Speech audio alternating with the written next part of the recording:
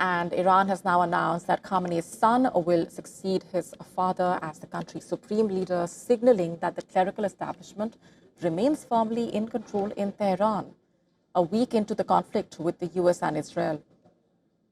While he has never held any official position of power, for years he has reportedly operated at the heart of Iran's power structure.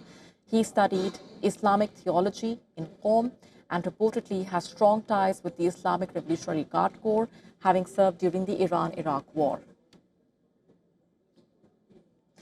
Little is known about his personal life. He reportedly has 3 children, but details about them are limited. His wife, his mother, were killed alongside his father in the US and Israeli strikes on the 28th of February. A Bloomberg report links him to an extensive global financial network. He reportedly oversees investments stretching from Tehran to Dubai and Frankfurt. Reports describe layers of shell companies managing assets tied to oil revenues, reportedly. The holdings allegedly include shipping operations in the Persian Gulf, bank accounts in Switzerland, allegedly, and luxury properties in the UK, allegedly. His appointment will likely draw the ire of US President Donald Trump, who said on Sunday that Washington should have a say in the selection. Also that of Israel, whose military had warned any successor it will not hesitate in targeting him.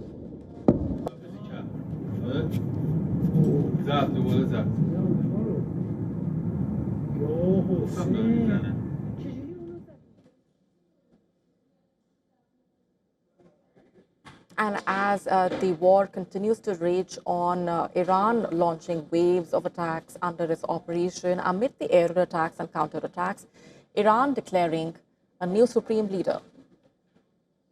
In fact, experts are weighing in on how this appointment could affect the ongoing conflict.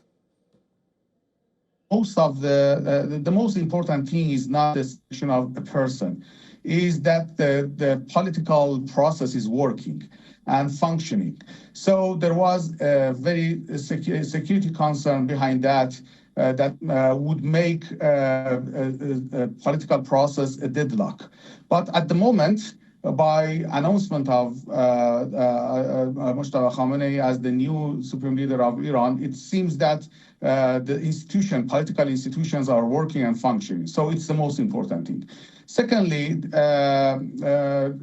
he has been, to some extent, behind the scene because of the lifestyle of the late supreme leader, that he was very much keen to keep his family and his relatives out of the political scene, out of the any public appearances.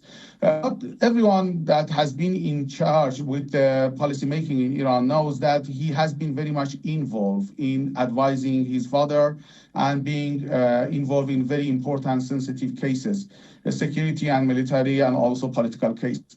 So he's very much familiar with the political process inside Iran. And at the end of the day, the ultimate goal, as you said, is regime change. So you have the Khamenei son now taking over leadership, but who knows how many days he's going to last? Who knows if he's going to last throughout the day, even today? Everyone knows that he has the same policies. I read a report indicating maybe he's even more extreme than his father, than than his father there in Iran. So I think it's only a matter of time.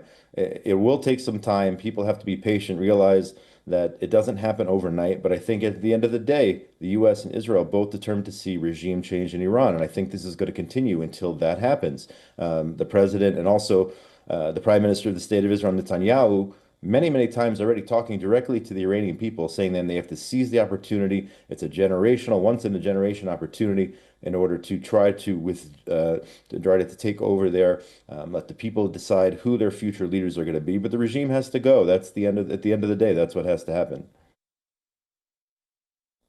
Well, I'm sure the Israelis and the U.S. military will try to assassinate the new supreme leader, just like they assassinated his father at the beginning of the month.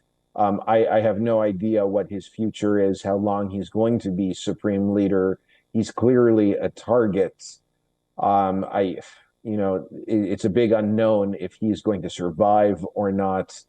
But I think probably the Trump administration is very frustrated to see this type of defiance from Iran. You know, Trump was very arrogant in believing that he was going to have a say in who becomes the next leader of Iran. And like I said, Iran has been very defiant. Let's keep in mind the new supreme leader is a hardliner. He's very, very close to the IRGC. He is, I understand, to be much more conservative than his father was. So there is a real strong message that is being sent from the Islamic Republic to the United States right now. This is not just simply about defying Trump. Like I said, this is about asserting Iran's sovereignty.